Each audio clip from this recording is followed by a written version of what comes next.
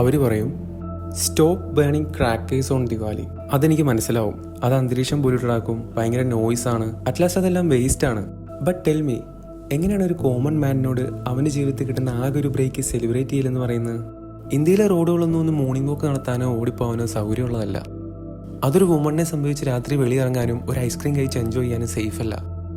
റോഡുകളൊന്നും നടന്നു പോകാൻ പോലും സേഫല്ല.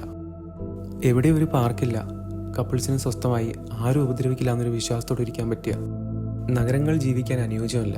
അവിടെയുള്ള ജീവിതവും സഹിക്കാനും ആവില്ല. സോ ഒരു സാധാരണക്കാരൻ അവൻ്റെ 9 to 5 ജോബിൻ്റെ കഷ്ടപ്പാടിൽ നിന്ന് വെളിവരാൻ കിട്ടുന്ന വർഷത്തിലെ കുറച്ച് ദിവസങ്ങൾ അവൻ്റെ എക്സിസ്റ്റൻസ് കാണിക്കാനായിട്ട് സെലിബ്രേറ്റ് ചെയ്യുന്നു. അതിപ്പോൾ നമ്മുടെ എൻവറോൺമെൻറ്റിന് ദോഷം വരുന്ന രീതിയിലാണെങ്കിൽ പോലും. ഓർക്കുക, അവരെപ്പോഴും ഒരു അതിജീവന ഘട്ടത്തിലാണ്.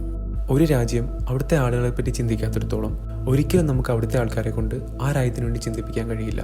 ജോലി ചെയ്യുന്നവർക്ക് മാന്യത കൊടുക്കുക, സിറ്റിസൻസിന്റെ സേഫ്റ്റി ഉറപ്പുവരുത്തുക, നടക്കാനായി നല്ല റോഡുകൾ തരിക, ആരുടെ ഉപദ്രവം പേടിക്കാണ്ട് പാർക്കിൽ കൈ ചേർത്ത് പിടിച്ചിരിക്കാനുള്ള സ്വാതന്ത്ര്യം നൽകുക, നമുക്ക് കംഫർട്ടബിൾ ആയിട്ടുള്ള എന്ത് വസ്ത്രം ധരിക്കാനുള്ള അവകാശം നൽകുക, ഞങ്ങൾ ജീവിക്കുന്നുവെന്ന് ഞങ്ങൾക്ക് തന്നെ തോന്നുന്നൊരു ജീവിതം തരിക.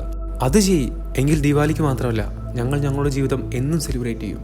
അല്ലെങ്കിൽ അതുവരെ ഇന്ത്യക്കാർ ഇപ്പോഴും അവരുടെ ഫെസ്റ്റിവൽ വരാനായി കാത്തിരിക്കും. Because those are the only days they get to feel human.